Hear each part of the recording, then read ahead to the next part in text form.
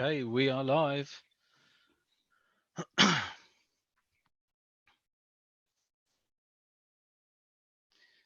get the video links.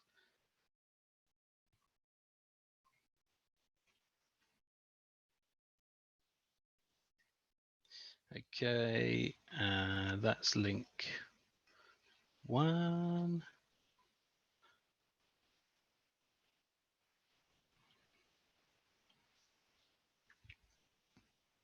Hello, everyone. If you're just signing in, we're just getting everything ready to go, sending out the links accordingly so everyone can tune in.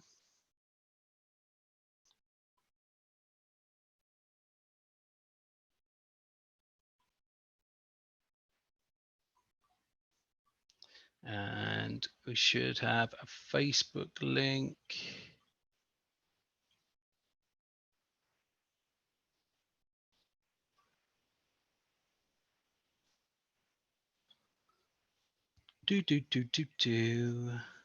Welcome anyone that's joining in. Hello, hello.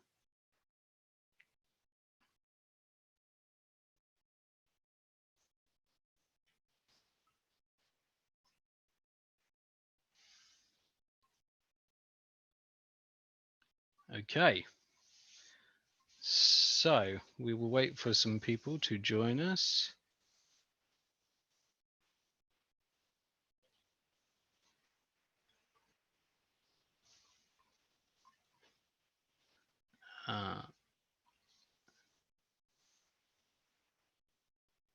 Hello, Ingeborg. Hello.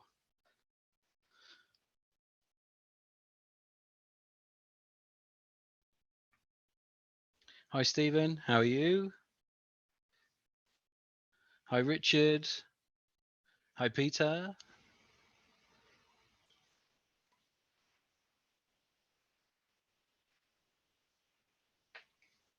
We're just waiting for a few more to join us. We want to make sure everyone's in. Hi, John. Now, Josh. Bill's in. Good evening, Bill.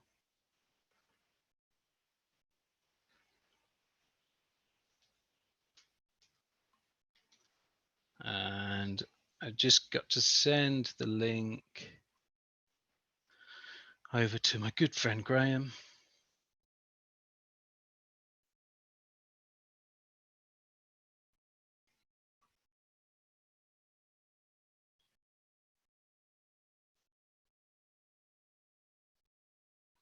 Okay, Bill, will you do me a favor? If you're listening and you can hear me, can you just tell Graham that I just sent him the link for the YouTube? Hi, Alan. Hi, Chris. Okay. Well, we got some people in already, quite a few. So,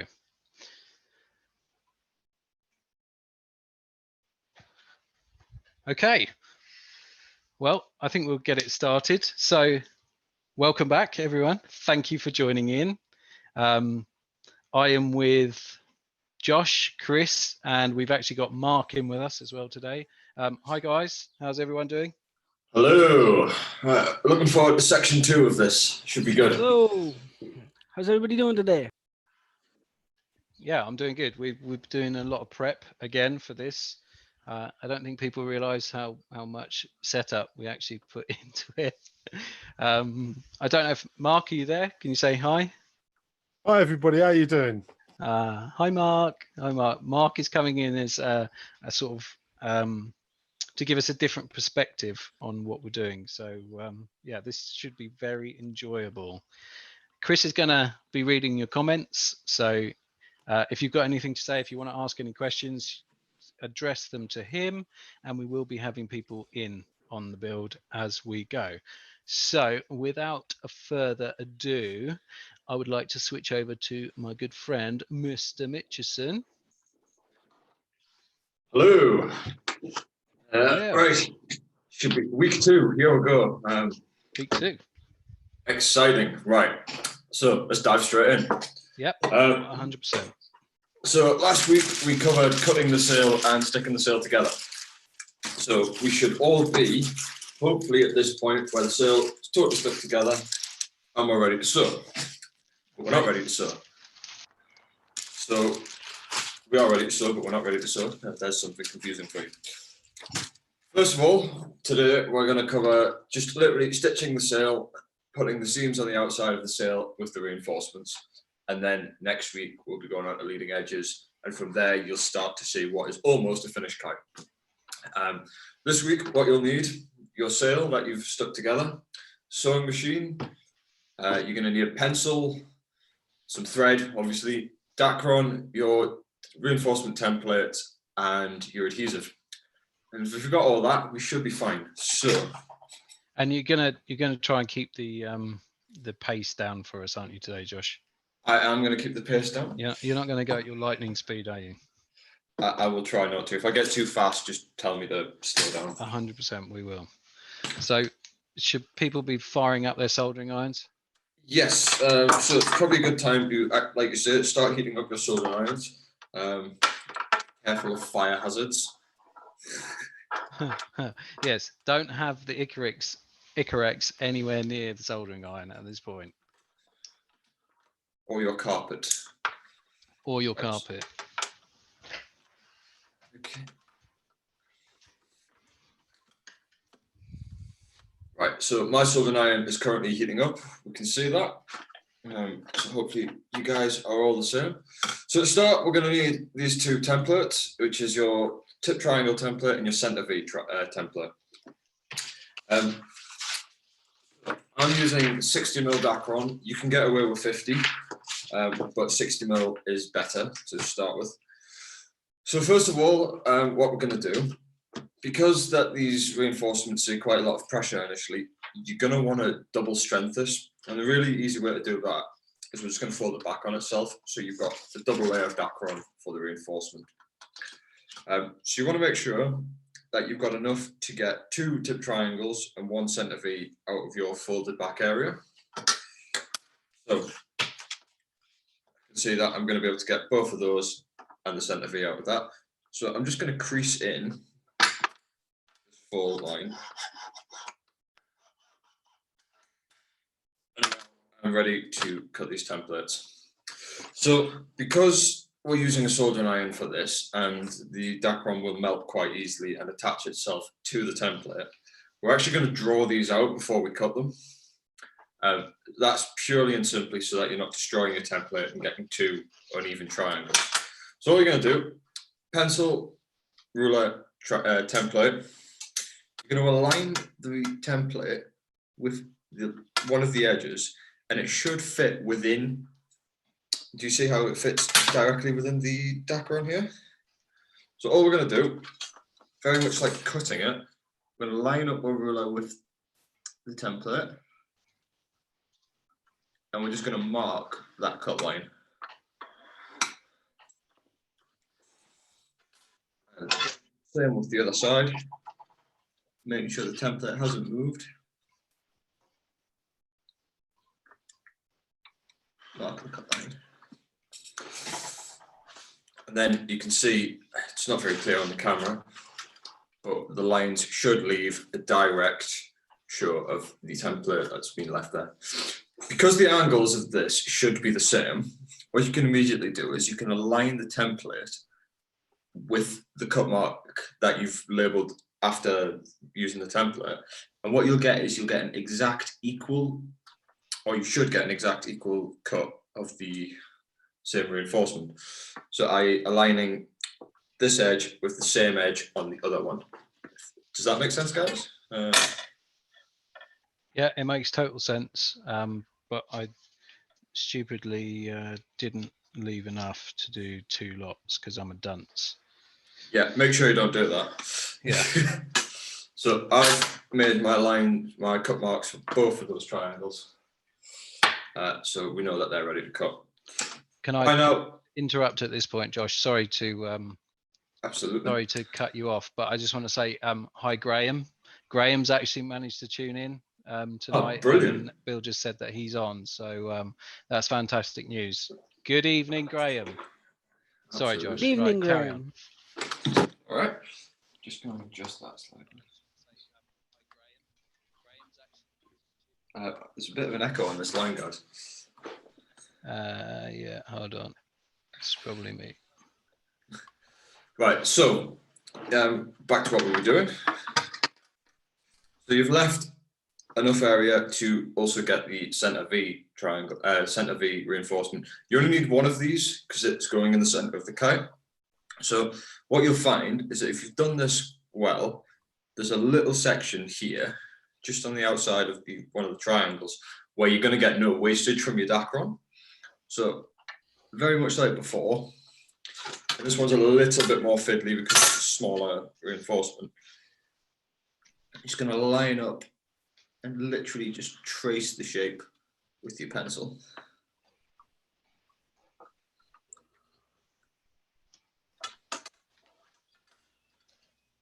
Again, these are the same techniques as we used for cutting our panels last week.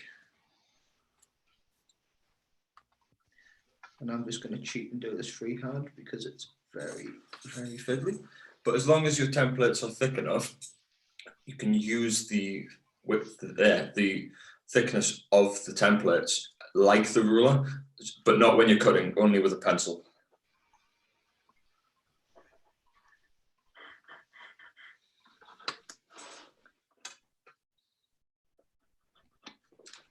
Okay, and after removing that, you can see that the lines are remaining there. So now I can see each individual reinforcement that I need to cut. So Matt, where are you up to? Have you marked out all your reinforcements? I am just finishing off my center V. Perfect. So yeah, not doing too badly. Right. Yeah, I'm good. Brilliant. I've marked it out. Fantastic. We're ready to move on then. So my soldering iron is now up to temperature, so this should be able to cut through the Dacron relatively easy. And I'm just going to test that away from the reinforcements because I don't want to damage what I've previously done. So all I'm going to do is run a straight edge, and you can see that it's cutting straight through. When you're cutting Dacron, just always take it nice and slow, and always cut away from your ruler. So what's underneath your ruler should be what you want left behind. You can sometimes get a little raised edge and it's quite sharp. That can sometimes cut through your sail fabric if you're not careful. So, aligning your ruler with your cut line. Remember, keep the cutting away from what you want to keep. And then just slowly run that down.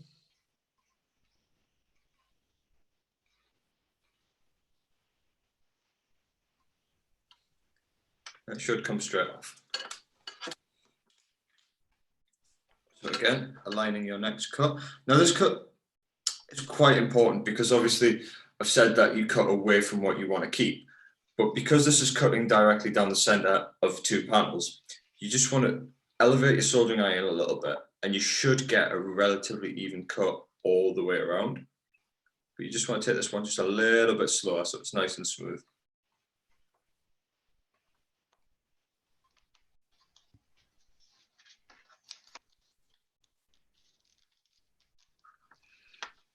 And actually, you can see that because we've elevated the soldering iron, there's not that much of a contact point. You've got a nice smooth edge all the way around that.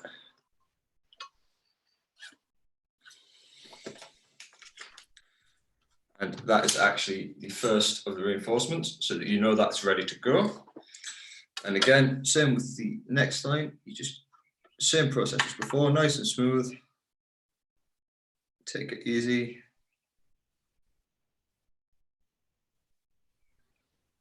And straight through. So there's the two triangles.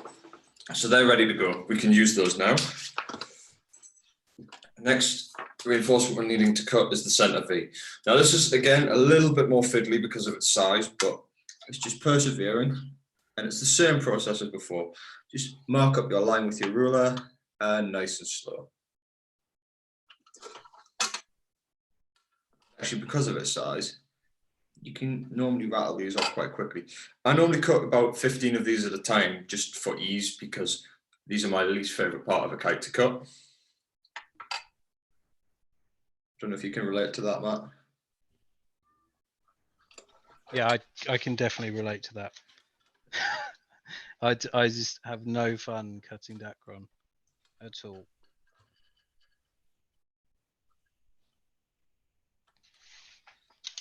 So you're just working your way around the outside. Takes a bit of time, this, but it is important.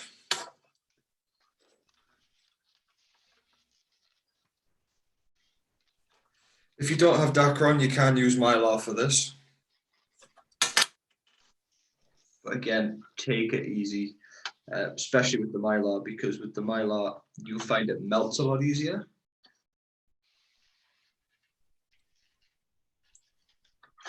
So nearly there now.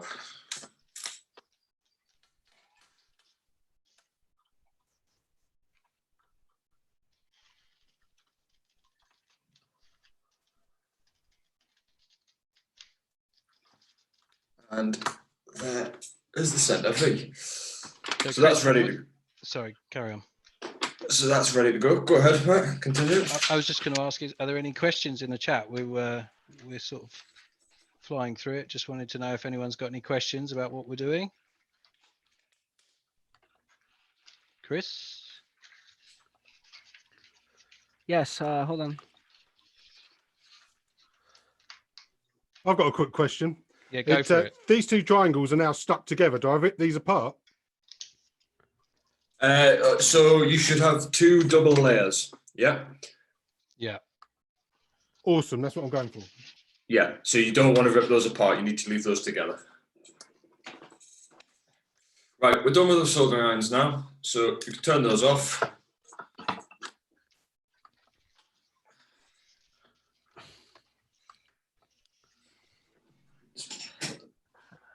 Albin would like to know if you're using a standard soldering iron. Yeah. So. And Bill would like to know, what tip are you using for your soldering iron? So yeah, this soldering iron I'm using was £15 from Amazon, and all I'm using is a very, very fine rounded tip. I've seen people try and use blade tips, but I find that a very fine tip gives you a cleaner cut. And I'm cutting at 450 degrees. I don't know if you're finding that's cutting like butter, Matt, or is it not working well on your end?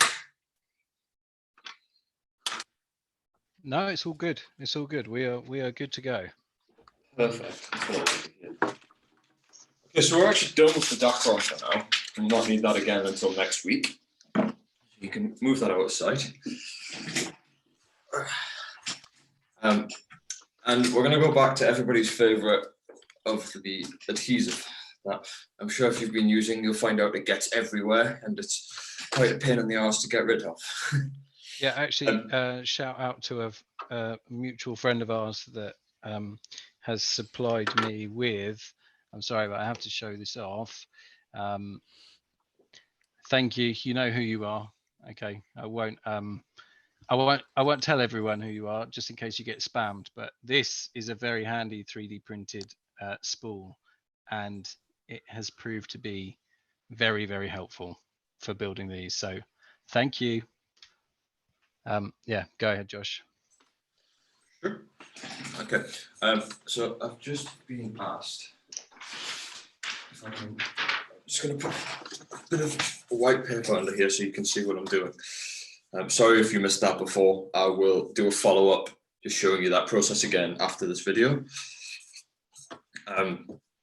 So we're going to tip the reinforcements now to apply them to the sail, but we're not going to apply them to the sail yet. We're just going to get them ready to apply. So you can do this one of 2 ways. I like to put the cups so there is a flush edge and there is an edge with a raised area. I like to put the raised area facing into the kite so it's not on the outside of the kite. You won't be able to see it, but it's just a personal preference thing. It doesn't make much difference. It's just something that I like to do. So all we're going to do is we're going to run the adhesive straight across the top of both templates. Okay. So straight across the top like that. And we're actually then going to go all the way around. So we've got a layer of adhesive around the entire perimeter of that reinforcement.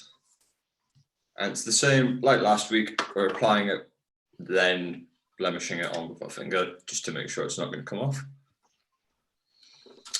I know the adhesive I use applies to Dacron really well. If you're using something like Pritt Stick, that's a little bit more complicated with Dacron, but it does work.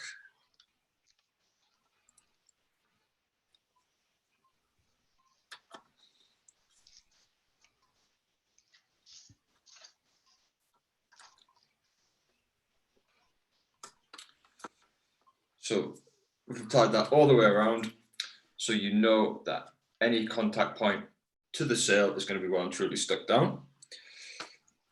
With the centre V, there's not much you can do with it apart from follow the line of the direction of the cut. So I just, in the centre of the V, literally just press it in, so you've got enough to hold it onto the sail.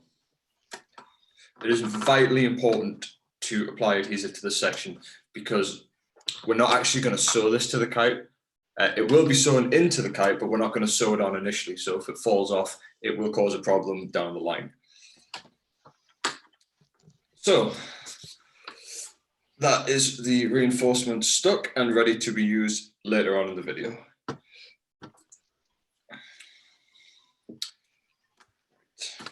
So. Okay. So I'm up to speed. What about everyone else? Mark, how are you getting on? I'm lagging behind already. I'm telling teacher. Any questions?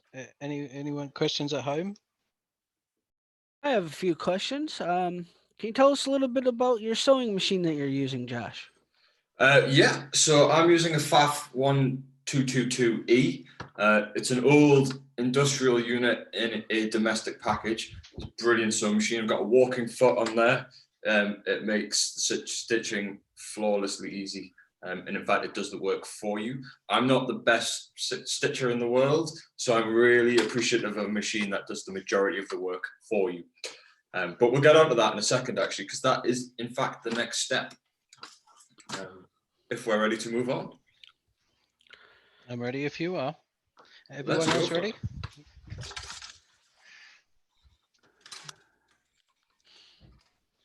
Okay, so what I can't do, I can't teach people to sew over a video because I'm not an expert in sewing. I can sew and I can do that well for my own, but I'm not very good at teaching people that. So we're going to go on the assumed knowledge that people have a basic understanding of how to set their machines up because they're all different. And if you don't, then you can always watch this back. But beforehand, go and check out Fortuna Found have actually got some good kite specific sewing tutorials talking about the machines and so on and so forth. So if you look at Fortuna Found on YouTube, go there. They've got some good kite sewing tutorials. Have a look at them, and then you can come back and pick up the build. She has a wonderful one with Ron Gibeon. Yeah, exactly. Okay, so I'm just going to show you guys before we start this. So I've preloaded my machine with thread. It's ready to go. But the stitch I'm using is this triple stitch zigzag. And the length is not necessarily important, but I'm using about a 1.5 centimeter cross, so that's the full length of the stitch. But you can use any. You can go shorter, you can go longer. It's not massively important.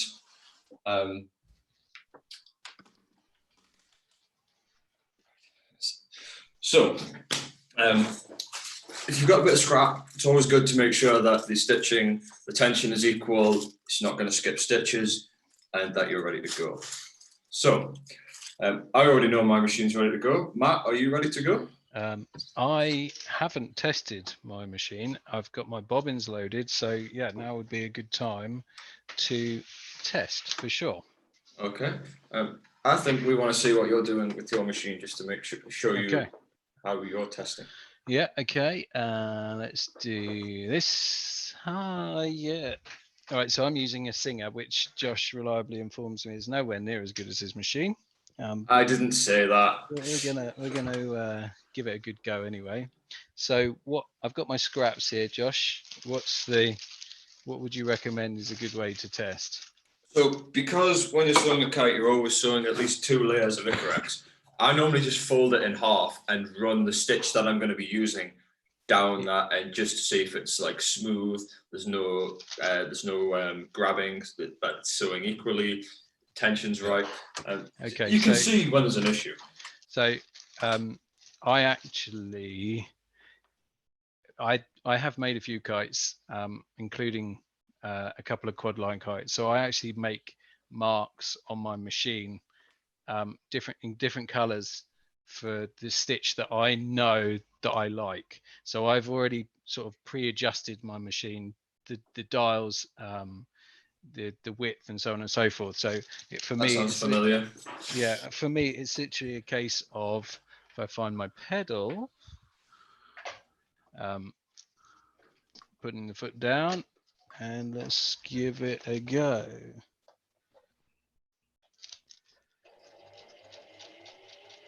Sorry if it's very noisy, hold on.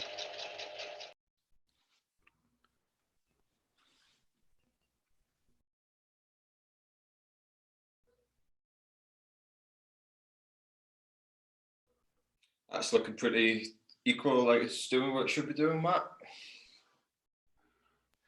Yeah, so let's have a look. So that's what we've got. Don't know if you can see that. Yeah. So what I'd be looking for there's no looping in the stitching. It's not skipping any stitches. No, and we're pretty equal front and back. Yeah, I would say you're good to go then. Yeah. Cool. Excellent. Okay. Right. So I'm using a walking foot, but you don't have to use a walking foot. It just makes my life a little bit easier. But then again, remember, I'm a lazy sewer, so I like the machine to do the work for me. Just point out which bit is your walking foot. So this black Yeah. foot at the back, that is the walking foot. And all that does is it equally pulls the fabric through from the bottom and the top, just to make sure it's an equal run. Right, so. Are you using a certain kind of needle or a specific thread? Yes, so I use a 7010 sharp needle from Class A, brand I've used for a few years. I'm probably not pronouncing that right. And a Gutermann also polyester, just the standard one. It doesn't need to be the super strong one. Yeah, that's the ultimate combination that I've found works for me. You can use a few different threads. What's the one that you use, Matt? I can never remember the name. I don't know how you pronounce it, but it's Debond or Daybond, Avino. Yeah, it's a bonded thread made in Germany, polyester. If you guys use any other ones and have found good results, I would love to know what you guys use. Right, so are you ready to start sewing the sail, Matt? I'm ready. Perfect. So the first seam I'm going to sew is this seam here, dark seam over the floor yellow. Now we're starting just literally by lining up the seam with the needle. So I'm conscious that there needs to be an overlap at both the top and the bottom so that the seam is equally sewn. So when you feel that you've got your needle in the right starting position, I like to manually load it into the sail before you start sewing. So you can see that the needle's now into the sail. I'm happy with the position it's in. And what I always do is I start my sewing stitches with a 3-step backwards, 3 steps forward. And that just locks in your thread ready to sew. So you're starting with at the very end panel, and people are going to have to bear with us with the noise of the machines and so on and so forth. But you're starting at your end panel effectively. Yeah, I'm starting at the outside, sewing vertically first. And what we're going to do is we're going to work across the entire sail vertically, and then we'll go to the horizontal panels. Okay, so just to interrupt. If I show No. you mine, just so I can get a good idea. So this is, I think, the equivalent of what we've got sewing on the front. This is the right-hand side, and you're going to start here as opposed to here. Yeah. Yeah, exactly. So Okay. in aligning with that outside panel. Okay, perfect. So we're going to do this at a comfortable speed because there's no need to rush this. We're looking for quality, not speed. So again, like I said before, I'm going to lock that stitch in before I start sewing the sail. So all I'm going to do is I'm going to stitch backwards before I go forwards to lock that in. Nice and easy. So I can see that the needle's at the back point of where it should be within the sail now. I'm happy with that. So now I'm prepared to start sewing this panel. So all I'm going to do, I stop reversing it. I'm just going to slowly go down the sail, keeping the needle aligned so that it's nice and straight. Keeping it constant speed. If you need to stop, I always suggest stopping with the needle in the sail, because then you'll find that your machine is less likely to skip stitches. I'm just double checking that the stitch is nice and equal. Yeah, it's looking good on both sides. I'm happy to continue. How far away from the edge of the fabric do you sew your seam? So my stitch width is set to 4mm. Sorry, 4.5mm. So I'm inside that 6mm seam. I'm aligning my needle. I'm aligning the center of the seam directly with the center of the stitch line. So you should have about 0.5 millimeter on each side of that seam. So we're going to just continue to sew this seam, and you can pick up the speed if you feel comfortable with it. But nice.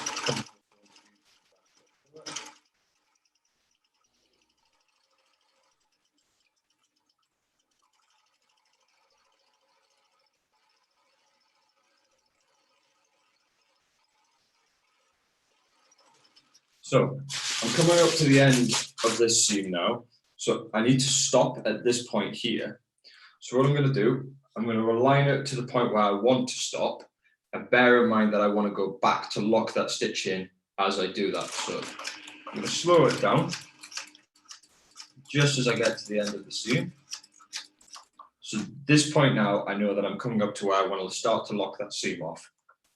So I know I have 2 more steps before I need to reverse that to lock that in. So I'm just bearing that in mind, going slowly. So I'm on the final step now. So that's into the sail. I know that now it needs to be reversed to lock off.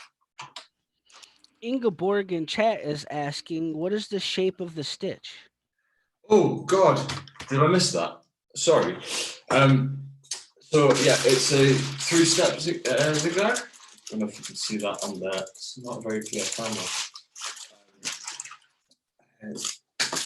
So this stitch here, the 3-step stitch zigzag. All right. And do you have any tips on how to stop sail puckering or tunneling while you're sewing? How do you keep everything really tight? So that's the benefit of the walking foot. But if you don't have a walking foot, the best suggestion I could give you is to just keep your sail fabric under tension as much as you physically can, and that'll just avoid the puckering from happening. So now I'm at the end of that seam. I'm just going to take the needle out. I know it's locked off, and some people have automatic trimmers. I don't, unfortunately. So it always helps if you just trim directly against the sail without cutting the sail, and that'll save you time later on down the line. You can see on the other side that the stitch is directly in the middle of that seam. And to be fair, the next process is for the vertical panels. So like I say, I work across the sail before I work down the sail. It's just repetition of that process. And it's basically that same process for the entire sewing of the sail itself before we move on. How's your sale looking, Matt? Yeah, it's looking pretty good. Let me just do a show and tell. Yeah, I think got it pretty even. It's hard to see. If we look That's on looking good. the back. Nice one. So I think we should sow these sails and get them ready for the next step. Yeah. Okay. So we're going to go through all the verticals, right? Yeah. So we're sewing across the sail. Once we've done all the verticals, I will explain how to do the horizontal panels. Okay. So I will probably at this point separate myself from. No, in fact, I'll carry on. My worry is that both of us will be very noisy together. But with probably now is the time for some questions whilst we're going through it. Absolutely. Chris, you got any questions?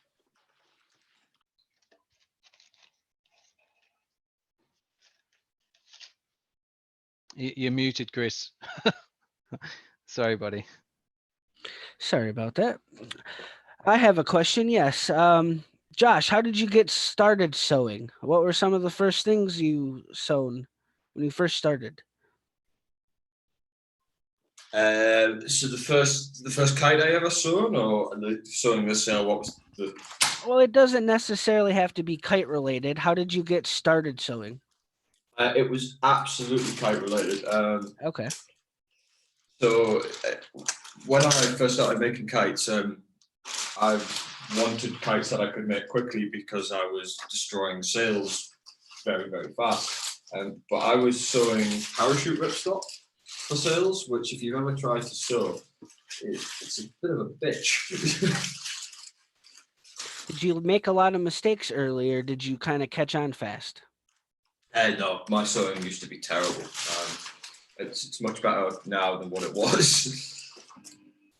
I just want to throw this little tip in for as you work across the sail. You can see that if we switch to the side view. Right here.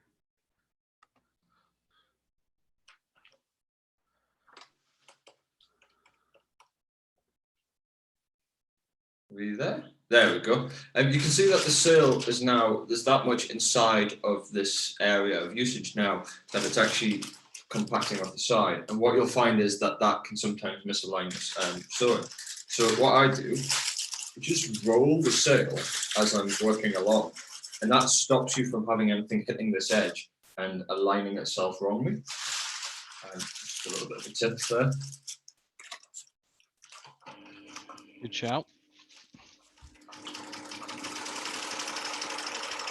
So yeah, the noise of your machine is not horrendous, but I know that if I sew at the same time, we probably won't be able to communicate. So let's hear it from everyone watching. Are you sewing at the same time? Are you just watching? What kites are you building? Because we've seen a few pictures, but we've not seen. I'm sure we've not seen everyone's. So who's currently building, and how far are you? And also, is this too loud? No, that's absolutely fine, man. Okay, if I sit back as well.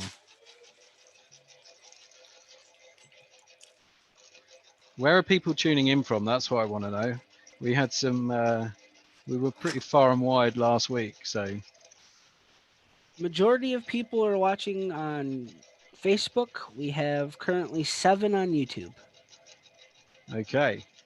When I checked before, we were at sort of 45 on YouTube. So yeah, we're good numbers again. So thank you everyone for tuning in. I'm sorry if I'm making a complete racket. But Josh will have massively overtaken me any minute. So then we will be able to press on. Mark, how's your sale coming on, mate? Things are not going well, unfortunately. What seems to be happening is the glue is getting from the tape is getting stuck to the needle, and every now and again it's ripping the threads apart. Oh, which glue are you using? I'm using a 3M tape. Right. So that can sometimes happen, of course. What I know some people have done is just sometimes put a silicon. What is it? It's like a silicon liquid Yeah, like on a their silicon needle. oil. Yeah, like a silicon oil. Also, there's Graham, funnily enough, told me about something called Sower's Aid, which is specifically for lubricating that sort of thing and prevents buildup. So, yeah, if I think it's an American product, but if you can find it, well, certainly you can find it over here in the UK. We have found some, so keep an eye out for it. Now, Josh, I'm literally on my final vertical before I get to the center panel. Are we doing the center panel vertical as well? Yeah. So the center panel is one of the vertical panels that we're going to do. You're not that far behind me. Well, I'm trying to keep up. You know, I don't want to let the side down.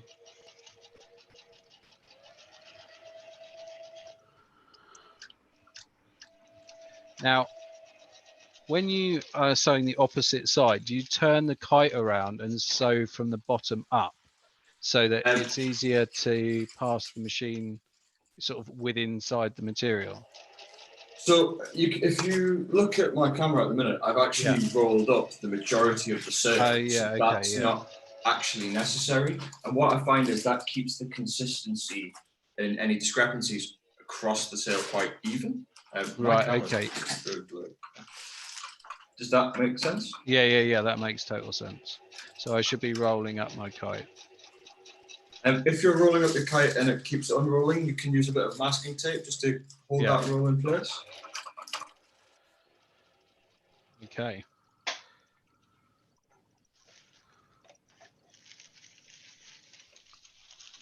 I have to say, it's a completely different experience sewing under instruction of someone that knows what they're doing. Well, again, Matt, I must say that this is the way that I do things, but it's not necessarily the right way for everyone. Of course, but at the same time, you're producing kites en masse, so I'd like to think that you're giving us some education for sure. So, what's the feedback like, Chris?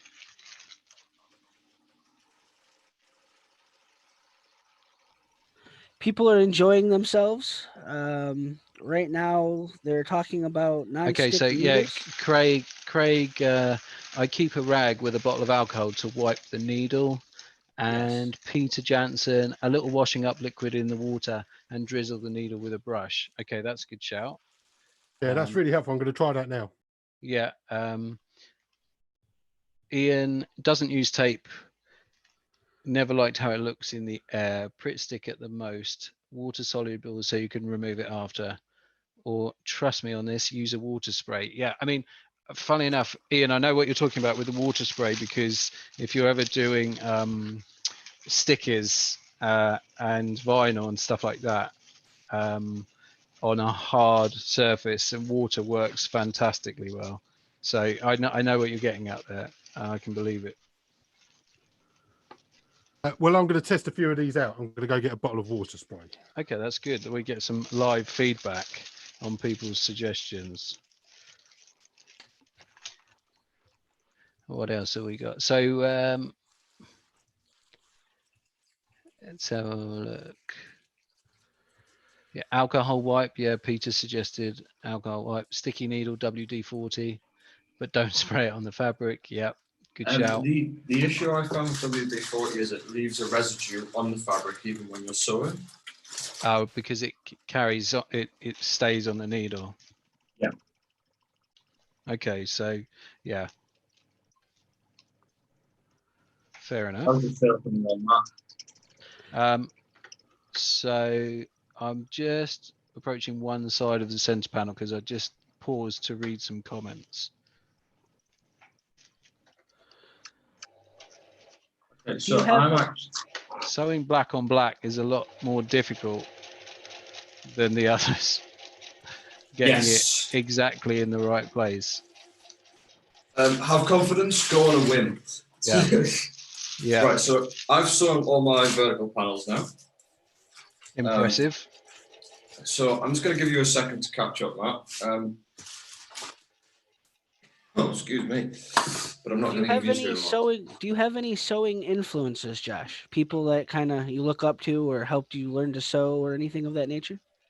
The guy that got me into building kites, a good friend of mine called John Wymark, he actually, when I was younger, he said, right, come to my house for a week.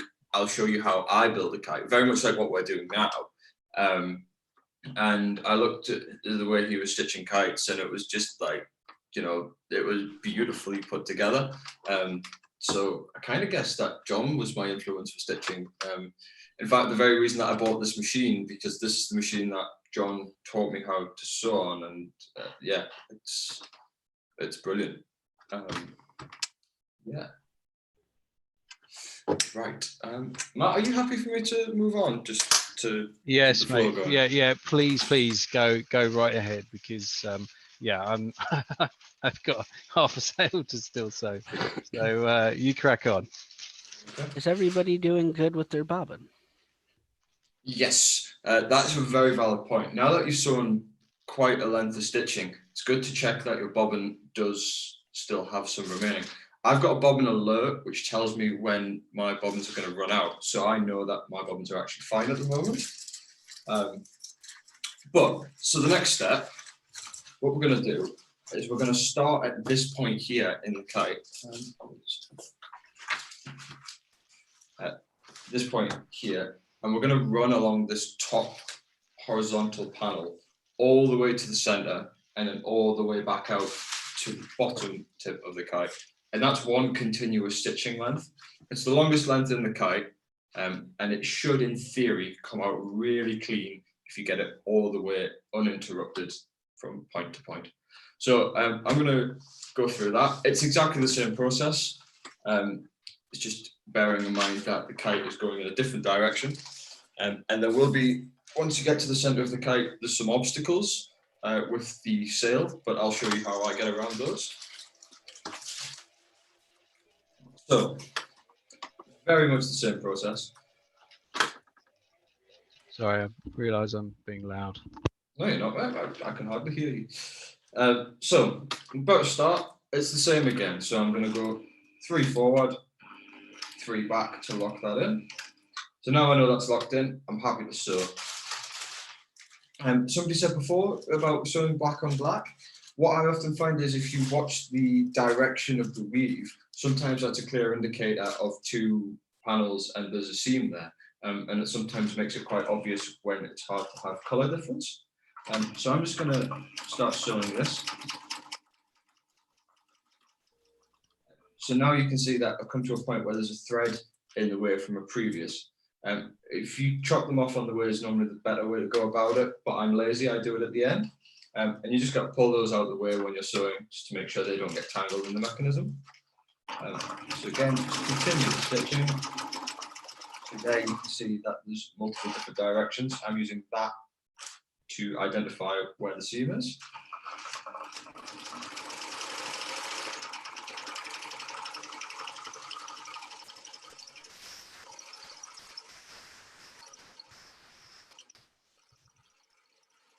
And take it nice and easy if you're not confident. So, if you are, and you want to do it at a lightning speed, hats off to you. I massively respect that.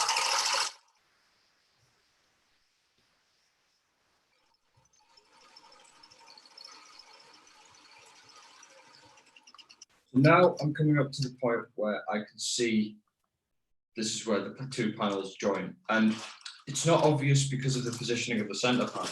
But those 2 panels do actually meet, so I know they need to be a continuous stitch. So what you're going to do, I'm just going to slowly run into the center, being aware of where my needle ends. So I can see that now that needle is in the center point, but I can't stop there because that's not at the point where I need to be sewing for this line. So I'm actually just going to continue this. And now I've reached the end of the seam. So this is where you've got to figure out where the next line of path is going. So I know that the actual direction of the stitch is going to be going this way as opposed to directly forward. So I'm going to use that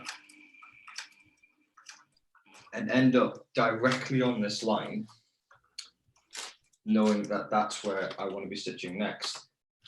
And you'll see that once you rotate the kite to the next direction of sewing, you should be directly on this line. So I can see that my path follows straight down the line of where I want to be. As I was saying before, because you've reached the halfway point, the remainder of the kite becomes a bit of an obstacle, but I like to just move it past, and you know that you've got a clear run to sew the rest of your kite. And from here, it's very much the same as the top. You continue that to the bottom tip. So I'm just going to do that now.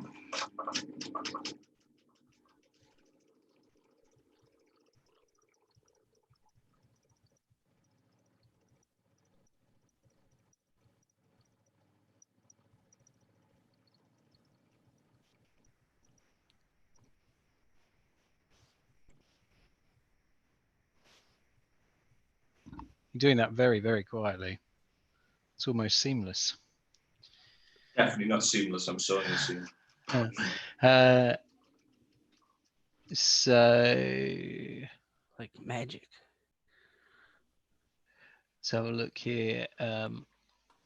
Sorry, just to interrupt. Oh, Ian Duncalf has joined, and Simon Franks has joined. So, hi Ian, hi Simon. So I've just reached the end of the seam now, and I know that I need to lock it off. So it's the same process before. I can see that the next stitch is the final stitch in that 3-step. So I'm just going to move it to that next stitch. That was 2 stitches, counted wrong. And now that I'm going to go back 3 to lock that off. And that's that. Remove the needle. And chop with the thread. That is half the sail sewn. So now you're going to repeat that on the other side. So remember, we started at the top before, so if you can, start at the top this side. Align the seam, needle in, lock off, and we're good to go.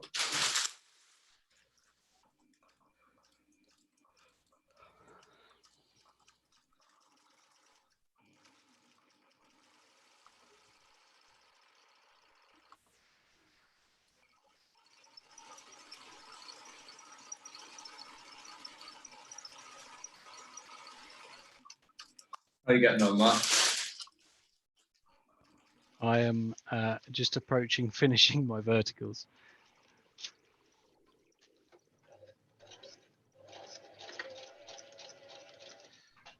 I apologise if I'm going too quick. Yeah, and apologies for the sort of extended periods of silence where both myself and Josh are sewing at the same time. Has anybody got any questions? Doesn't have to necessarily be about the build, but anything that you want to know that we might be able to answer?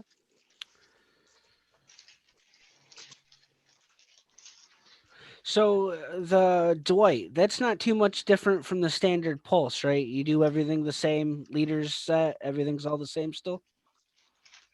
I think it's pretty different. Yeah. Obviously with the scalability and the fact that this has been brought back down to a beginner's point of how to build a kite, I'm actually leaving some of the pro features out that are maybe a little bit too complicated for a first-time build. So the processes are slightly different, but not marginally, not dramatically different.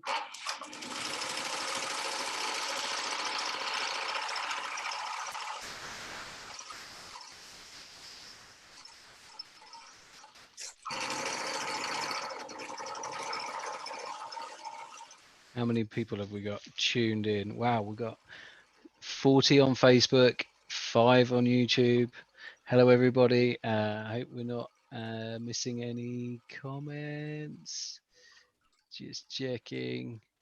Albin, any idea why we are stitching with 3-step zigzag even other manufacturers use this kind. Okay, Josh, do you know the theory behind using the 3-step zigzag? I have a slight insight, but I've never. So this is yet to be proven or disproven.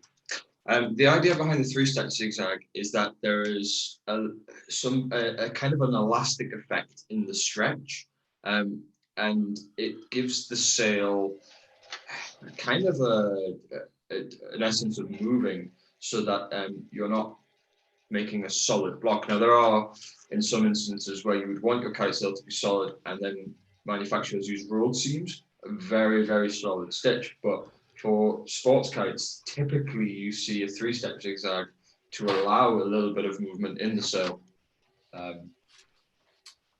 And it's got width as well, so it's a little bit stronger than, say, a straight stitch on just a stick seam.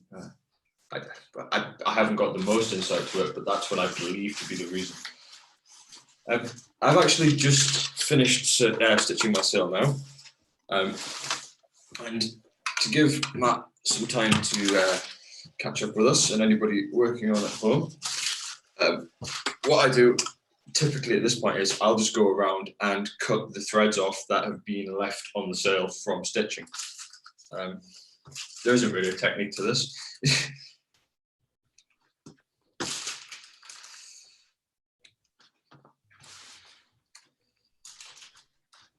Is there anybody you want to pull in, Matt, while we have a bit of downtime?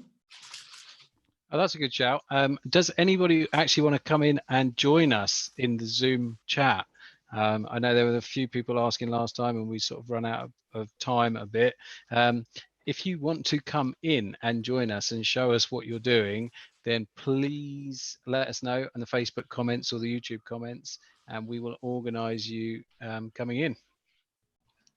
So we'll wait for the requests to come through.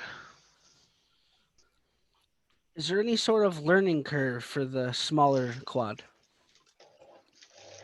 Learning curve in flying or building? Flying. I kind of want people to discover that when they fly it, really. But what I think people will find is that because the kite is typically smaller, it's faster and it tests your responses a little bit more. But sometimes that can be a fun thing. I've flown this on 30-foot lines, and I was just hammering out axles all day and just having a bit of a laugh with it, really. But yeah, I guess kind of like get out there once you've flown it and find out. I think you'll be pleasantly surprised. So Craig has said that he uses a loop of masking tape to catch the short threads that he snips, otherwise the cat eats them. So that's a good tip. So yeah, make sure you catch those threads. You don't need Feed the cat. Yeah, no, don't feed the cat. I don't have a cat, but there is a family of squirrels that have lived locally. I suppose that count. Yeah, so yeah, you should definitely be doing your bit and picking up your short snipped bits so that the squirrels don't, consume them. So I have a stitching nightmare story. Go for it. About a year ago, no, probably a bit longer than that now. I did some indoor kites for a show in Sweden. And these guys, they rang me up and they were like, look, can you do this, this, this, and this? Can you teach us how to fly them? So, we did all of that. The rehearsal went great. Got to the day of the show and the guy rang me up and he goes, Josh, we have a huge problem. I was like, okay. He says, the way that we're doing this, we're using super fine cameras and actually zooming in on the kites as they pass, and then it's mirrored through a screen. I was like, okay, that's pretty cool. They didn't mention that to me previously. They go, but you've used black thread. We needed it to be white because the camera was like a single color monochrome camera, and the black thread actually contradicted with the way that the camera picked up the image. I left it completely out of focus. So I was like, well, when's the show? And this was about 18 hours before the show was due to start. There was 6 kites. I was like, right, okay, so we're gonna have to do something about this. So I had to sit up for about 12 hours, constantly on the beat, making these new kites with this white thread. And then they organized this brilliant courier who basically flew them to Sweden for this show. The kites arrived. The kites arrived for the show within 6 minutes of the show about to start. That's crazy. So did you remade the kites from scratch? Obviously. Absolutely, every little Quicker to do that, obviously, than one pick. yeah. I suppose they hired the kites as well. So yeah, that would have been a logistical nightmare. Yeah. So I think at this point, because I've still not done my horizontals, we're just going to let you crack on, Josh, Yeah.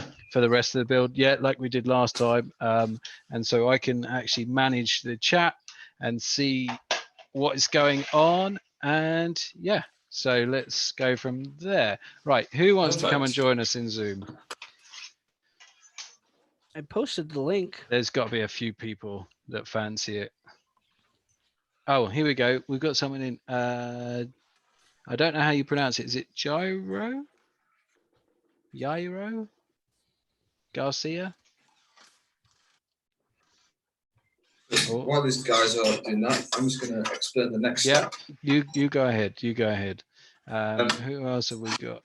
Oh, you're going to explain the next step. Sorry, mate. You go for it. So now that we're at the point where the sail is sewn, we need to actually start thinking about reinforcements. And what we're going to do at this point is we're just going to mark the outer line of the kite for that seam, and that's going to make it clear where these reinforcements are meant to go. So if you refer to your panels, the thick black outer line on the panels is the seam line, and that should be 14 millimeters in. So all I'm going to do is I'm just going to mark this.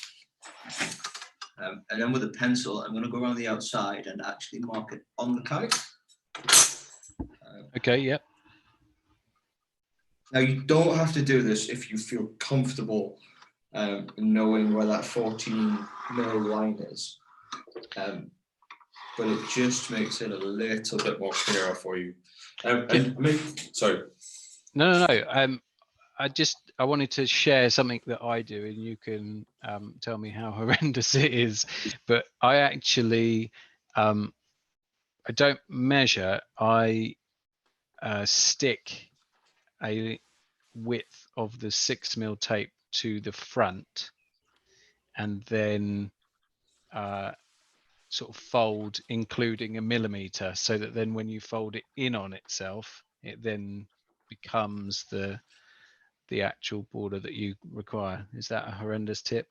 No, that's perfectly acceptable. I've never done that myself, but I might have to give that a go. It's surprisingly quick and easy to do as opposed to marking it, but definitely marking is far more accurate, and I guess you want to build accurate kites, so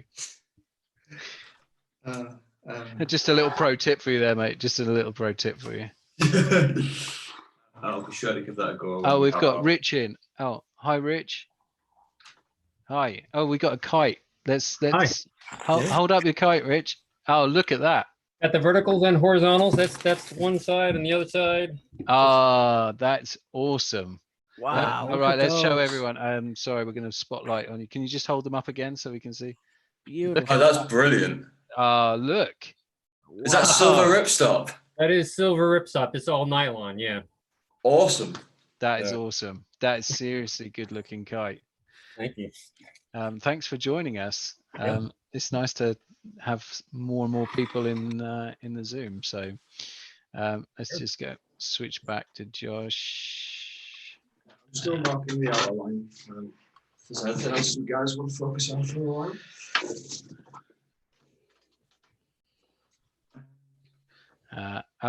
We've got Priscilla. Hi, Priscilla, and Peter Janssen is asking about following the build. Yeah, if you missed part 1, okay, it's on YouTube. If you look through the Facebook page, you should be able to go back and have a look at part 1, and part 2 will be saved online in the right place this time. And yeah, you can go back and watch it at will. If you can't find the link, then just message us directly through the page, or message me, Matt, Chris, or Josh, and we can steer you in the right direction, no problem. It's also worth pointing out at this minute, if there's anybody out there who hasn't had the opportunity to build one, or even if you have had the opportunity to build one, we are raffling the 2 kites that have been done for this workshop off for charity.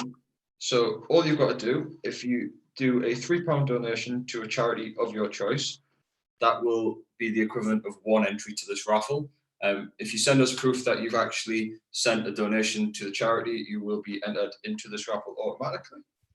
That sound about right, Matt? Yep, that's it. That's exactly it. So why don't we get some people donating to their favorite charities? To be clear, it's a charity you choose. All you do, bring up the whichever charities page you want to donate to, donate £3 or the equivalent thereof, $3, €3, and you will be entered. And if you donate £6, you'll be entered twice, and so on and so forth. So there is an opportunity. There's 2 kites up for grabs, both of which I haven't touched. So you're in safe hands. They will have been. Oh, don't put yourself down, mate.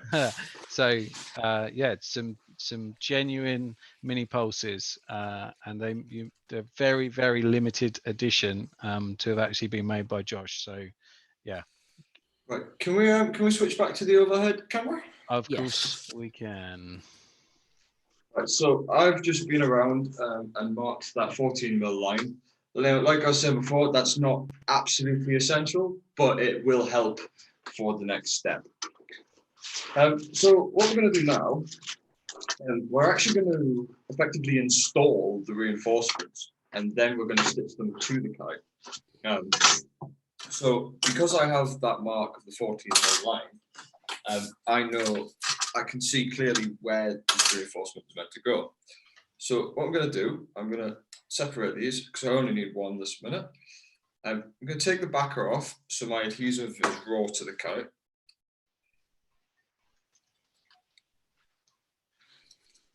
And then aligning the sharp point to the cross at the 14mm and aligning the lines. Just firmly placing that there, so it's marked in. We know how to sew that now. So we can sew that in place now. Yeah. So what we're going to do now, sorry, I've got a message appear on my screen and I can't get it. We're going to do the same on the other side, and then we'll look at the central V. Yeah. Okay. So again, there's that clear line. Remove the backer, put it in place. Cool.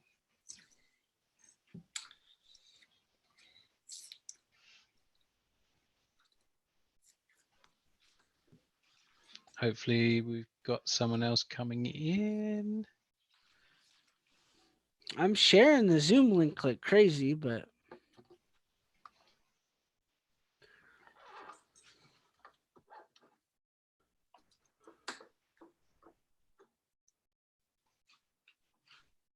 Oh yeah. That's a very good point. Someone has raised the point that it's obviously a good idea to make sure that the triangle is stuck to the back side of the sail. Yes, sorry, that is a very valid point. These things skip my mind because I've done it that often. It's a bit automatic. It's fine. You know who the someone is, and yes, he's a technical advisor in the background. That's a bit of a Dwight comment, if you ask me. It's definitely a Dwight comment. I've just had an unfortunate message from Mark in the fact that he's had complete technical malfunction, so he's having to bow out. But Mark, if you're still in the Zoom, then feel free to stay, even if you're not sewing at the same time, because I've given up the sewing for the time being, just so I can watch Josh and get some tips. So I'm ready to install the center V reinforcement. So what I'm going to do here is, from the point where you have effectively your seam line crossing, is where I'm going to install the reinforcement.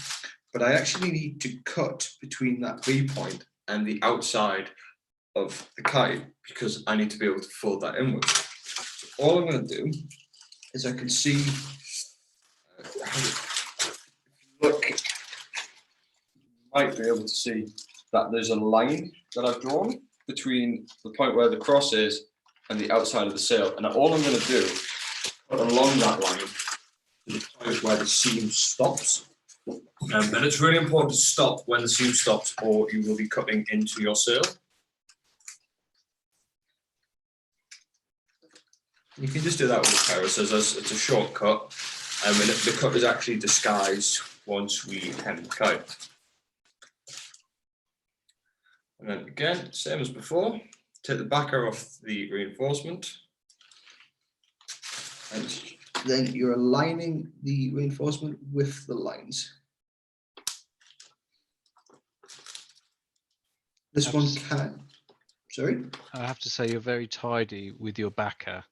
I can't see 1 inch of backer on your table, whereas normally when I'm making a kite, and my entire build surface is just littered with bits of thread and tape backer. So I couldn't do that. no, you couldn't get away with it.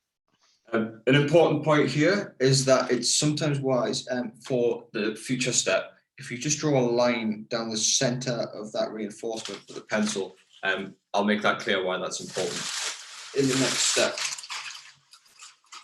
So now that you've stuck the reinforcements in, it's back to the sewing machine. So, do we want to get the side view on? Yep. Got to pick the right one. This one, that's it. That's the one. So I'm actually stitching with a straight stitch this time. And what I do with the straight stitch, I like my straight stitches about 3 mil long. I find that's a good length, but whatever you use is absolutely fine. So all we're doing here is, much like Matt said before, we're actually sewing a 6 mil line across the top of the reinforcement as if there were some tape in place. And we don't need to worry about locking the stitch in place, because it's going to be folded under a seam, which will lock it in place. So just aligning with the top of the reinforcement, nice and straight.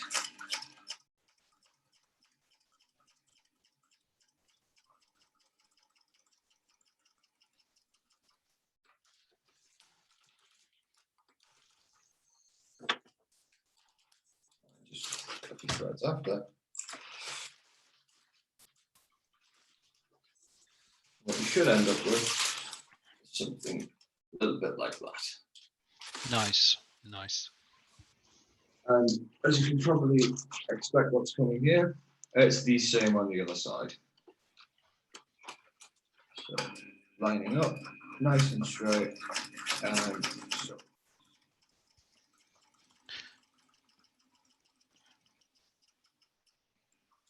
Now, I have seen some people sew halfway down the reinforcement. Personally, I don't think it's necessary, but if you want to do that, that's totally up to you. But now we're ready to do the final step for this week, which is we're going to hem the kite.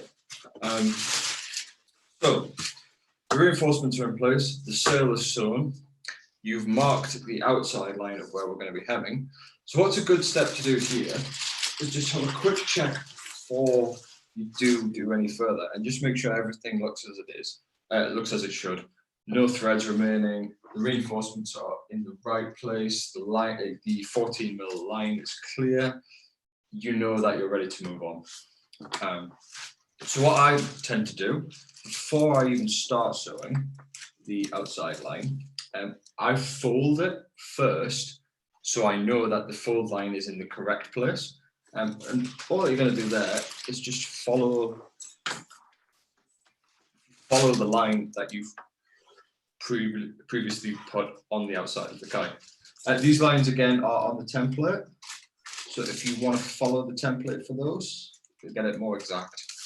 But you just follow that line, and you can put this crease in with your fingernail. It doesn't need to be particularly strong. It's just a guide at this point. So I'm sort of realizing at this point that my comment about the tape was probably a bit premature. Are you? I know you're going to come on to it, but are you going to be hemming this without using tape? Absolutely. Ah, okay, right, now I understand. Yes, sorry. So my comment earlier about the putting the 6mm tape on the front of the kite and folding it back to get your margin is, yeah, totally null and void because you're not using tape. All right, you're trying to help. Yeah, and now I'm really interested to see how you've managed to keep it in place. So the way that it's kept in place is by doing what I'm doing now, and that's just predetermining that fold, and it just adds a bit of precision to the next step. It takes a little bit of extra time, but you'll find that the result for it is much more defined and cleaner than if you didn't do this. But you are literally just following this line. And that's why I suggest drawing the line. It does make this step a little bit easier. And it also gives you something to reflect on. You can see if the fold is in the right place because that line is present.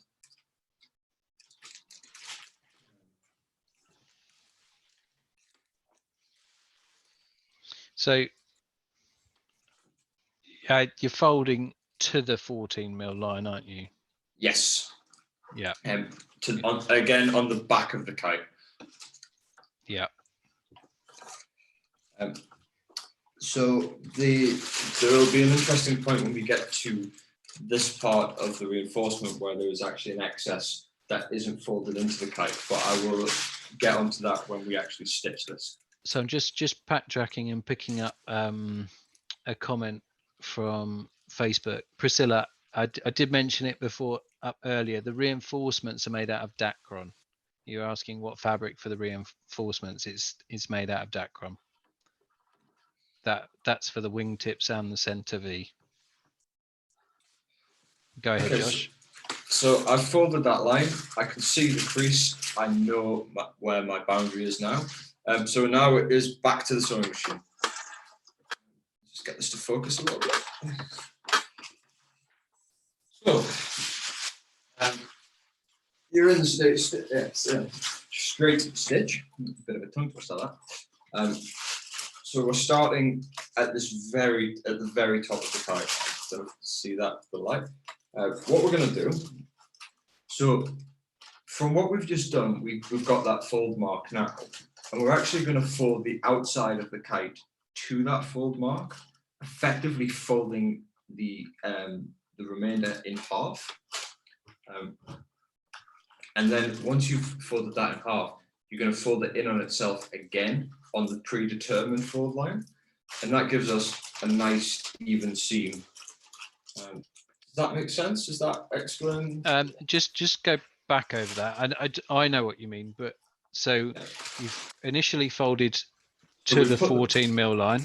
We've put the 14mm line in. Yeah. And then from the outside of the kite, we're folding to the 14mm line to make a 7mm line. So you have a 7mm hem. Yeah. So again, outside to the 14 to make a 7, and then again fold that 14 line in, so you've got a seam of 7mm. Yeah. So it's a 3-step. So it's inside to the line, and that's then it. If you just open that back out and show that to the camera, that's a good way of seeing it. So show us the first fold. So to the 14. Yeah, perfect. Yeah. And then over the top to the Yeah. inside of the kite. So the second fold is on the 14 mil line. Yeah, the pre-fold that we've just done before Yeah, it's moved. yeah. So from there, I'm aligning the needle at 6 mil in, so we should have a 1 millimeter between the stitch and the sail to the inside of the sail, and 6 millimeter to the outside of the sail. And this is a straight stitch. Again, I'm at 3 millimeter long, but you can do whatever you prefer. And we're just gonna, like before, we're just gonna lock this stitch in before we go any further. It's a good point now that I've just done this wrong. I should have checked my bobbin first. Again, I have a bobbin indicator, but this is quite a lengthy stitch. And if you just want to make sure that you've got enough thread in your bobbin to continue this stitch without it breaking. What we're going to do this in small sections. We're just going to follow this line that we've put in and just keep folding. I do about 15 centimeters. And then fold the next section underneath. And just do it in small sections. Take your time with this, is the one tip I would give with this section. Again, aligning it with the 6 millimeter line and run that stitch down.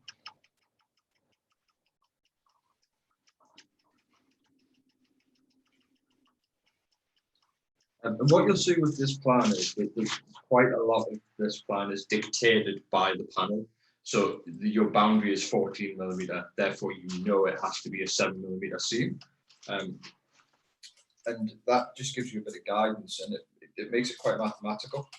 For me, that's the way I like to work, is that it is predefined and it eliminates the guesswork. I don't know if you like that style, Matt. Does that work the way you work? Say that again, sorry. I said, so the point I'm getting at is the templates are very dictatorish of the seams and the allowances. And I like that because it determines exactly what you have to do. Yeah, there's no, yeah, absolutely. I don't like there to be too much interpretation.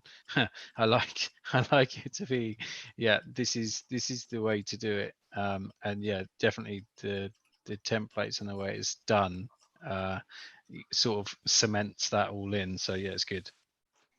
Yeah. Right, so I've just reached an interesting part of the kite. I'm just going to switch to the side camera for this.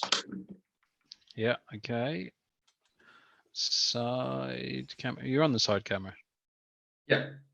All right, okay. Sorry, no, the overhead camera, I mean. All Sorry. right, okay, overhead. You are, oh look, we're going in for a close-up. Oh, that's a good shot.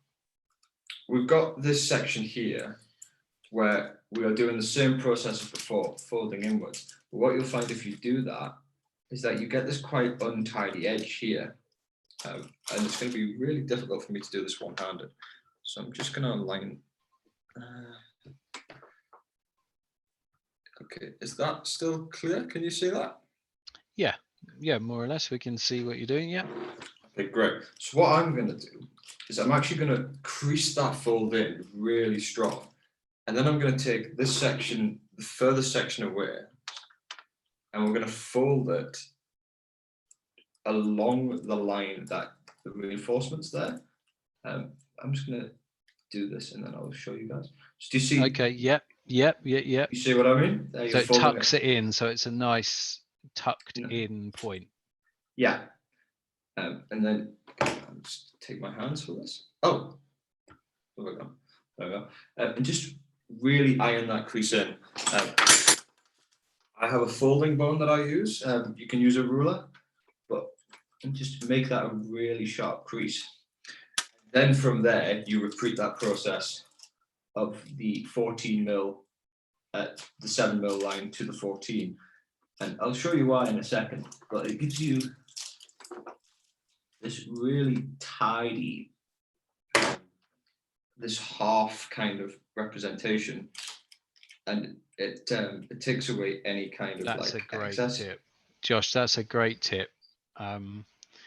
I literally, if you look at the kites that I made, Mark's got one of them, and he will tell you how ugly the wingtips are. on the guys that I've made because it's like this doubled up fabric. So that tip right there is really good, and that's really neat. So thanks for that. Well, there's a little extension of this that I can make. You know it's successful when this is actually sharp, and it is. You can feel that it's actually it hurts if you stab into it. So yeah, I strongly suggest that. Here, I'm going to mount this camera back up here.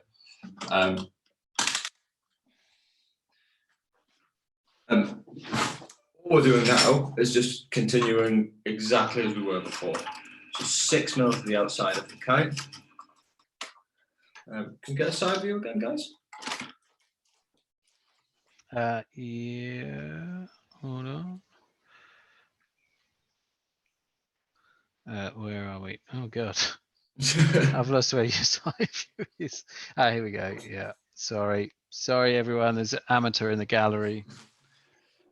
Yeah. So we've reached the point now where it's 6 mil square. So that means we've got 6 mil boundary on this side and 6 mil on this side. So we actually need to rotate the kite now to continue sewing this seam.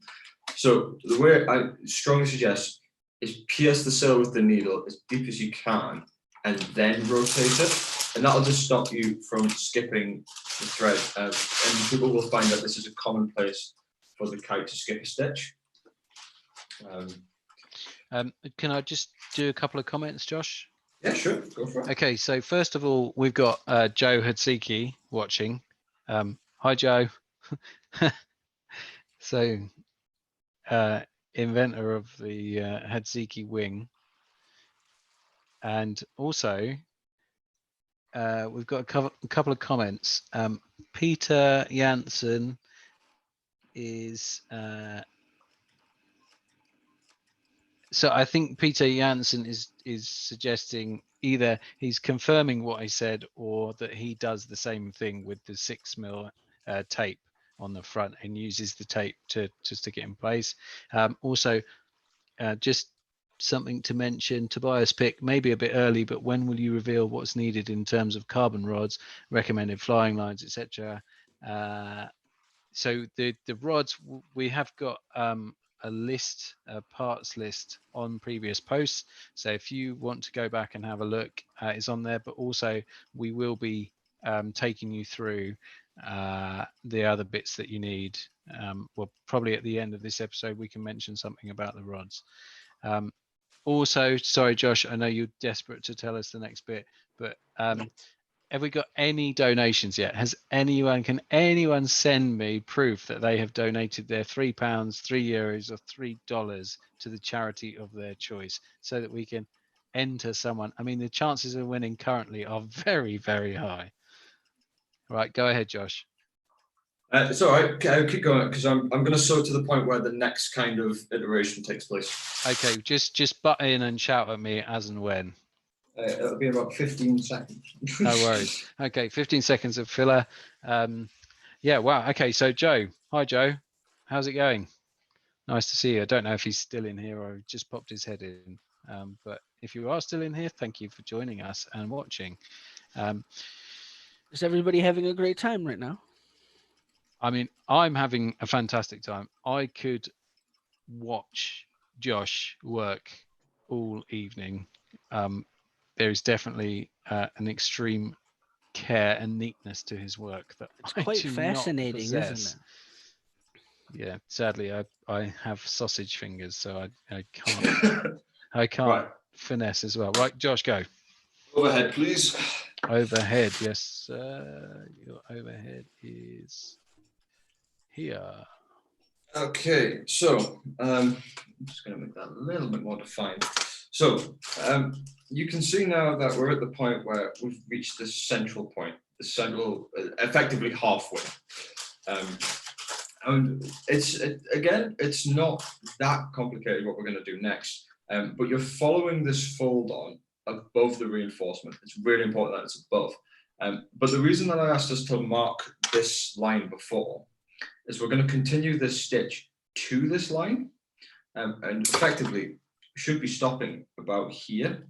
And that's the point now, the point when we're going to rotate the kite and then continue sewing down this edge.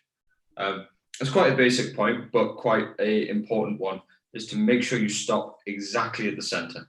Yeah, so that you're actually sewing as much of the center V to the sail as possible, I take it. Exactly that. Okay, and then you're picking up the line to go down the other side. No, I think that's quite essential, because the center V is a very important part of the kite, right?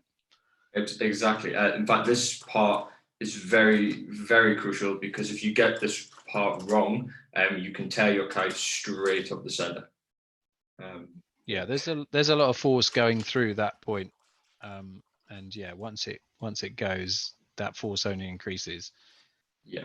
Okay, side view again, please, guys, and we'll continue with that. Side view is here.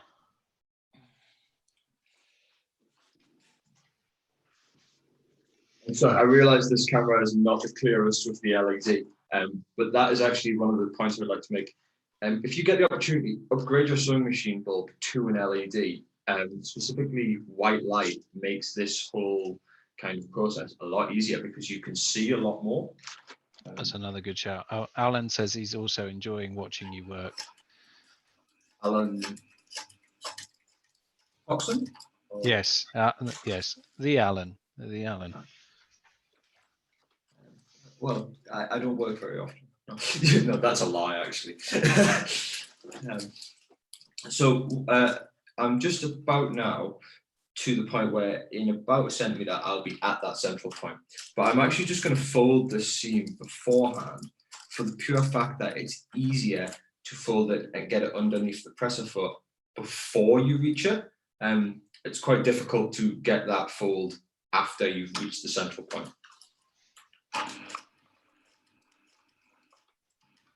There we are. I'm on the central line now, so I'm rotating the kite. Notice the needle is deep in the sail, as deep as it can be. So that hem staying in place is purely because of the prep work that you've done in to give it a nice sharp fold, and just taking care to get it really sharp. Exactly, and there's multiple bonuses to that.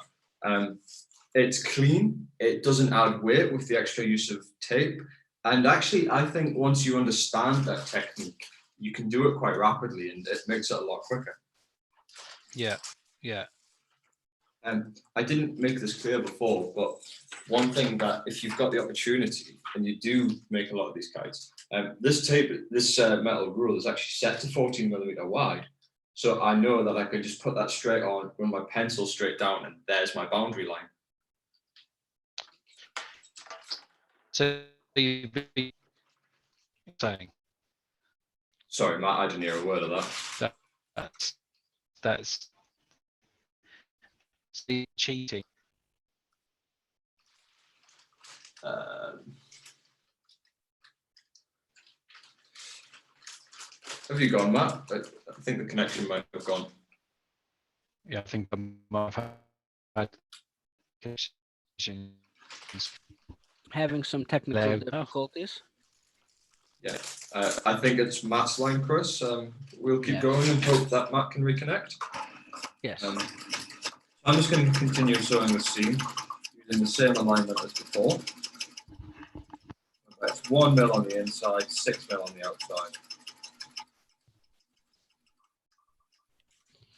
Has your speed pretty much stayed the same for this whole build? I think, yeah, I'm really trying to slow down so you guys can follow what I'm doing. Because I build these quite often, I can really lighten them off when I want. Well, yeah, it's actually quite nice to sort of take it slower for once, not having to worry that my time is of the essence. I would love to know how you guys are getting on with this at home. Am I back in the room? You are. Yeah, sorry about that. Yeah, I don't know what happened. My connection decided to fail on me. All right. What did I miss? You just we started talking about you, mate. Yeah, I thought you might have done. It's quite weird. At the point you dropped out, all the viewers just said, "Oh, this show just got a lot better." Yeah, that's I can believe it. I can believe it. Is Mr. Dan in the audience? I know he was wanting to come in. Oh, Simon, yeah. Simon, if you're listening, then please put your hand in the air and let us know. We'd love to hear from you. So I've just reached the second tip, and the process for making that nice kind of half line is exactly the same as before. So just remember folding to the reinforcement and really crease that in. You'll get a nice sharp kind of line there. If you fold that down, and then same as before, 14 mil to the 7 mil, and then fold over the top, and you get your nice half line. Half line, is that a word? I think I've just invented a phrase. Half line. Okay, so we have had our first donation. Priscilla, just a 6th donation, was committed to helping emotional support soldiers in crisis. She's about to email. Well done. Yeah, I've got approved in the inbox right here. So I think so Matt's connection is going okay, again. So, But I believe what he's just said is that we've had our first donation. Yes, from Priscilla. Thank you very much.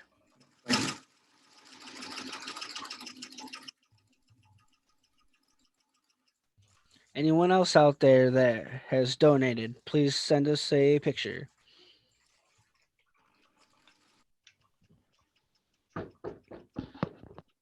am I back yet? Dare Oh, I mate. ask? So we're actually coming up to the end of where we're going to reach for this week. What are we like time wise?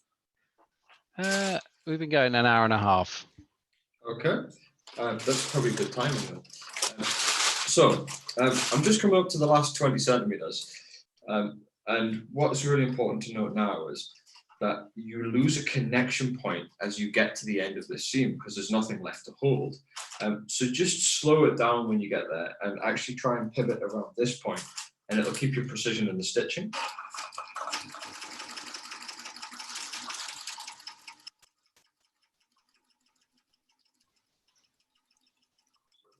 Coming up to that edge.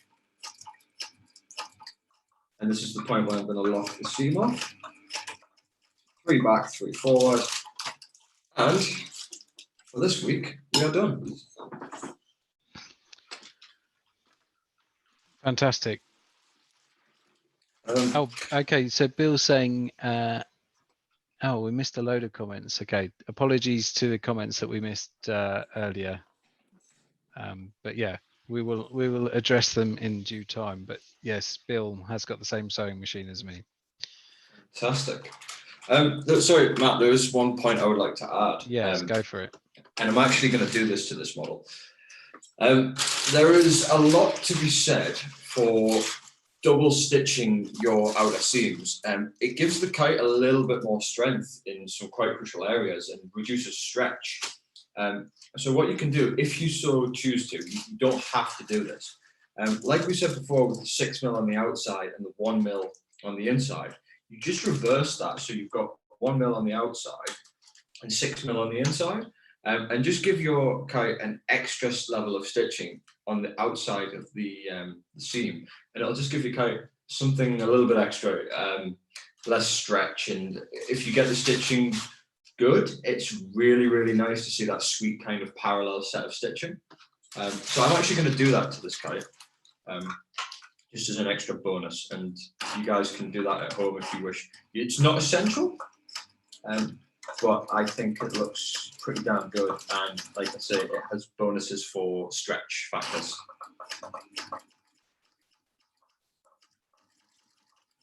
Awesome. Yeah, I like a double stitch. I actually think it looks better as well. It looks a lot more finished. Yes. It's also a lot quicker to do because obviously you've already folded and sewn, so you've got nothing to fold or arrange. You're just literally keeping a straight stitch. Yeah. So as we're heading towards closing this out, the episode 2, has anyone got any quick questions that we can answer? Anyone want to show us anything they've been doing? I would love to get somebody in and see the point they're currently at. Have we got anyone that would come onto Zoom and just show us where they're at in their build? Doesn't matter what stage you're at, we just want to see those builds.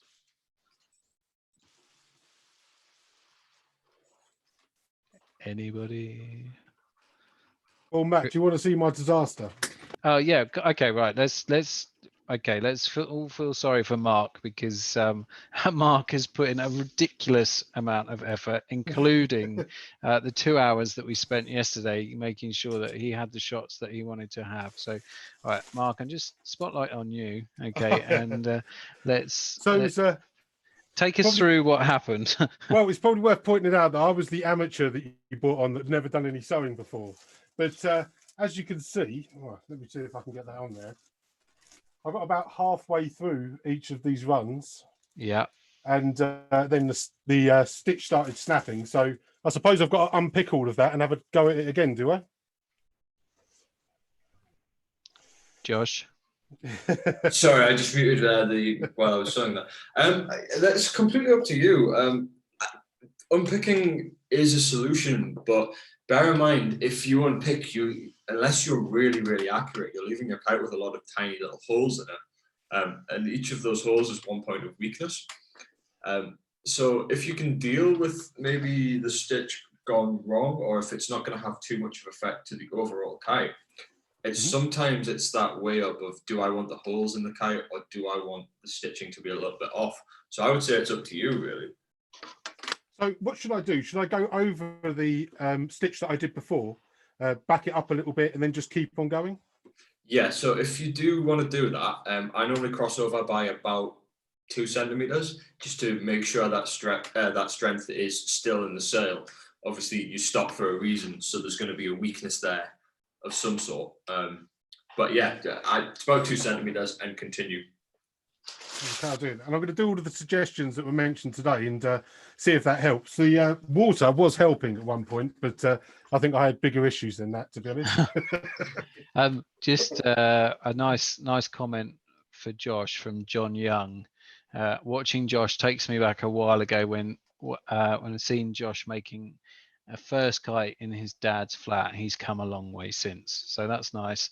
And also, Priscilla has asked Josh, if by the chances of fate she happens to win one of the kites, would you sign it for the lucky winner?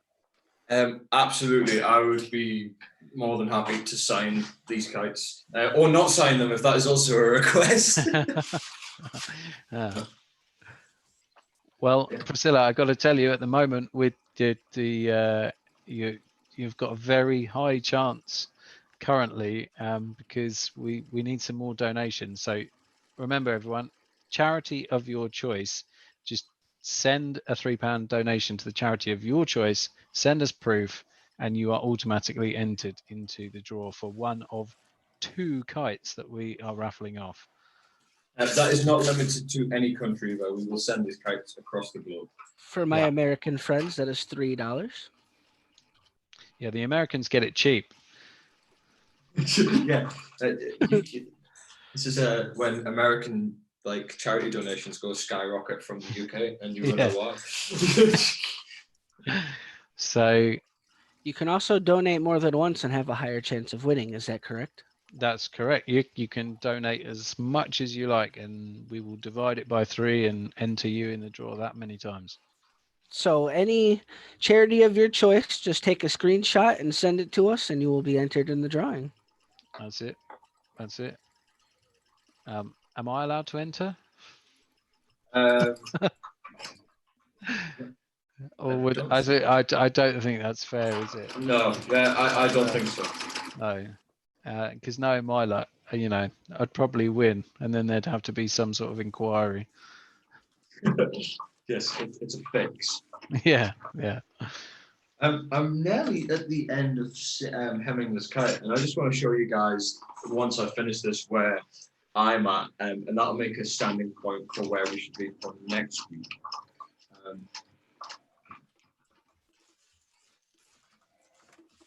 Nearly there. Matt, keep talking for a minute, mate. Yeah, I'm just seeing if we got any comments coming in. I'm surprised that we haven't had anyone. We can't Yeah, even very- to want to come in and take part in the Zoom room with us. Ian Perk said a good reference point to remember stitching space in case of a break is to go through a piece of paper and mark off what kite it was for. Okay, handy.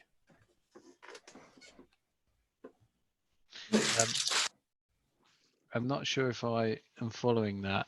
So a good reference point to remember stitching space in case of a break is to go through a piece of paper and mark off. Ah, right. Okay. Yeah, I understand. Yeah, that is a good suggestion.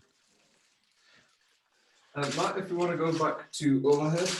You're very welcome, Overhead. Priscilla. Overhead. Overhead. Voila. Okay, so we're about there.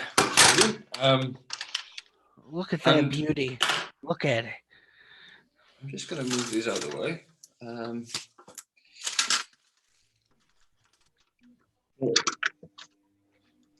Is Rich still sewing with us?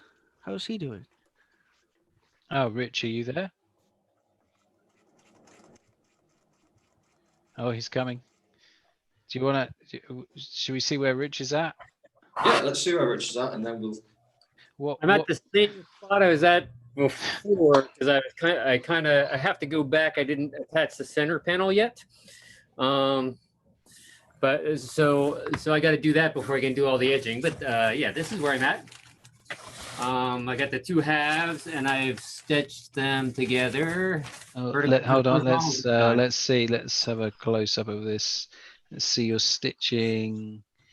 Ooh, Brilliant. Very neat. At and the tidy. vertical and horizontal on both sides, but like I said, I did not put the center panel in yet, so I got to do that before I can get to stitching up the edging and all that. You've made some very good progress. I like that.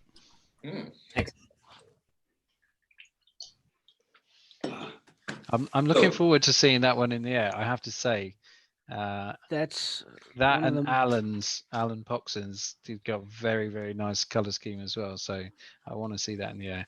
Come on, Josh, show us where you're up to. Hold we've on. had some really nice color schemes so far. I'm interested in seeing more. So this is where we are at. We are ready, effectively, for the leading edge. Yeah. So the edges are hemmed. The reinforcements are on. We've got like the fundamental of the kite is there. It's effectively in workshop hours. I would say this is probably about 50 minutes away of work from being ready to fly. And a good little check to see, just make sure it is going right, is just fold your kite directly in half. And the edges effectively should align pretty perfectly. I always like to check that, let's rearrange this, that from the center point, the points between the tips and the center are the same length. And I think that's always a good gauge of like how well it's coming on. And the top and bottom. And yeah, it just gives you like a feel of, right, this is going the way it should do. Next week, we're going to touch on leading edges. So effectively, we are hoping for the sail itself to be finished next week. Next week, I strongly suggest bring a pen and paper because there's a lot of little kind of tips, and the concept and the process behind putting the leading edge on can be a little bit complicated. But we're going to make that as simple as possible for you guys. And there's no doubt going to be quite a few little tips that people are going to pick up at this point. It's probably where there's the most information to gain. Absolutely. And yeah, next week, I'll send a kit list round, but I'm also going to release the bridle and frame dimensions through these guys this week, and I'll get those guys to distribute that. Yeah, but I can't wait to see everybody's progress. I think. So just for anyone that wasn't that hadn't tuned in last week, with the frame, what are we recommending for the frame? A P100 frame from SkyShark. So SkyShark P100, okay. Or P1X. P1X will work quite well. P1X, and you'll need 5 rods. 5 rods, 2 ferrules. 5 rods, 2 ferrules. Yeah. But yeah, I really, from what I've seen of people, even like cutting and sticking the panels, everything that everybody's doing is looking really good. So yeah, I'm really happy to see that you guys are making good progress with this. Yeah, it was a damn shame that Mark's sewing machine decided that he was going to attack him and attack his sale. I think that was a bit unfair, but it was looking good up to that point for sure. And I'm sure he'll rescue it. What I'd like to think is that if Mark can sort his machine out, that what we've already released and what we've said, watching the videos on playback, would be able to bring them on enough to be ready for next week. Yeah, yeah, for sure. They will be available instantaneously. So you can go back and watch on Facebook. You can go back and watch on YouTube as well. So Josh, have you got anything to say? Anything to add? The one thing I would like to add actually is that do not limit yourself to building one of these. I would love to see people building sets of these, and if it comes to and you've got 30 in your bag, brilliant. I would love to see that. Feel free to experiment with vending these as well. After the kind of project wraps up, I think we should do a follow-up, just seeing what people have built, and then we'll talk about the other options which are available with this sale. I think it'd be great to get people's feedback on how they found this workshop as well. Yeah, and Josh, I just wanted to, I don't know if either of them are still watching, but do you recognize this color scheme at all? Does anyone know who this might belong to? A gent of some sort? That's weird, because I also, in my role of sales to sew, have one of that color. Oh, interesting. Okay, so yes, hopefully, Graham, in the not too distant future. Sorry, you've drawn the short straw because I'm building your one, but hopefully this kite will be in your hand. And thank you, if you are still watching, for tuning in, because I know you're not normally on the computer all the time like the rest of us. So it is an honor that you have tuned in. Okay, Thank you to everybody. This is making our time investment really worth it. I'm gonna wrap up unless Chris or Mark have got anything to say. I want to say a massive thank you. Honestly, the first part of this build has had more than 2,400 views on Facebook. That's unbelievable. And it's looking like the second one is going to do very similar. Thank you for your support. It really does mean a lot, and it just makes it all worthwhile. We want to give something back to all of you at home that are been going through lockdown, and we can't fly kites, so we need something else to do on a Sunday evening. So thank you to Josh for investing all of your time and effort into helping us do this and walking in. Not a problem at all. Thanks to Chris, who's come up with some awesome questions. I'd like to say thank you to everybody that tuned in and watched. I'd like to say thank you to Craig Rogerson for helping me with some of the questions. I'd also like to thank Fortuna Found for helping spread our message. And I'd like to thank Josh for coming up with this wonderful build for all of us to do. Thank you very much, sir. And thank you to my co-host, Matt, for all of his hard work and dedication. It's no need because we just want to give stuff back. Yeah, also thanks to Mark. I know you had technical difficulties, but it's I'm very appreciative that you've taken the time to join us, and I hope that you'll join us next week as well.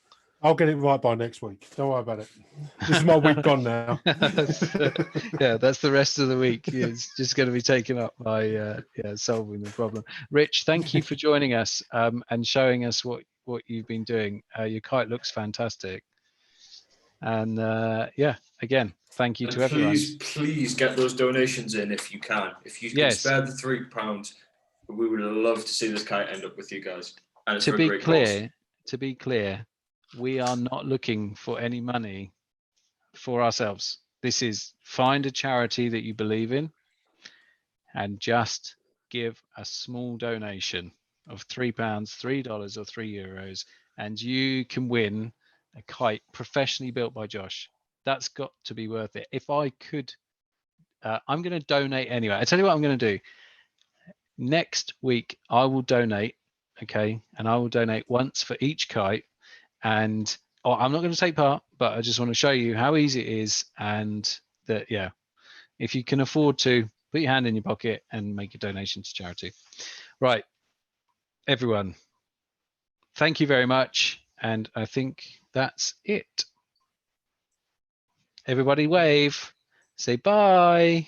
See you later. Wave, everyone. Oh, hold on, let's do gallery. Everyone's waving. Everyone wave. Bye. Bye.